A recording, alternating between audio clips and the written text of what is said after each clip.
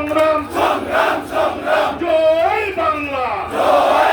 সংগ্রামী বন্ধুগণ এবং সিলেটের স্বাধীনতার পক্ষে সংগ্রামী জনগণ, সিলেট জেলা এবং মহানগর আওয়ামী লীগ কর্তৃক আয়োজিত আজকের এই সমাবেশের সংগ্রামী সভাপতি, যিনি অস্ত্র হাতে যুদ্ধ করেছেন, আমাদের প্রিয় নেতা, প্রিয় অভিভাবক, বীর মুক্তিযোদ্ধা, সিলেট মহানগর আওয়ামী লীগের সংগ্রামী সভাপতি, যার নেতৃত্বে আজকে এখানে সভাপতিত্বে আজকে সভা হচ্ছে।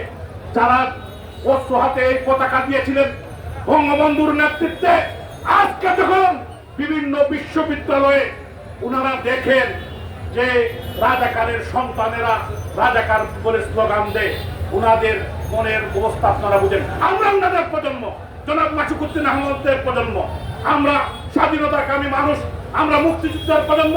এখানে আমাদের প্রিয় নেতা অধ্যাপক জাকির হোসেন এবং আমাদের জেলা আওয়ামী লীগের সংগ্রামী সাধারণ সম্পাদক অ্যাডভোকেট নাসিরউদ্দিন খান বক্তব্য রেখেছেন, উপস্থাপনা করছেন। এখানে উপস্থিত আছেন দরম পাশা, ফায়ারপুর এবং মধ্যনগর থেকে নির্বাচিত সংসদ সদস্য, সাবেক ছাত্র নেতা, সিলেট জেলা আওয়ামী লীগের সংগ্রামী সাংগঠনিক সম্পাদক আমার বন্ধু জননেতা অ্যাডভোকেট রঞ্জিত সরকার বক্তব্য রেখেছেন।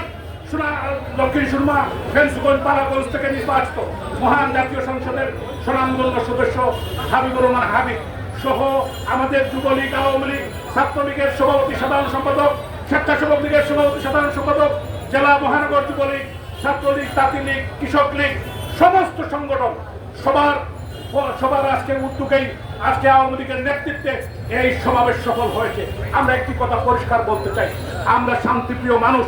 আমাদের নেত্রী বঙ্গবন্ধু কন্যা শেখ হাসিনা ধৈর্য ধারণ করতে বলেছেন, কিন্তু কোমলমতি বাচ্চাদেরকে তারা সামনে নিয়ে এসে জামাত বিএনপি সংসদে যেতে চায়।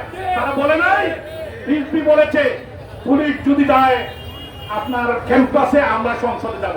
আয় রে বাবা, তুই একা বৈশা বহুদিন ধরে তোর তসবি বংশ, এখন দিন শেষ।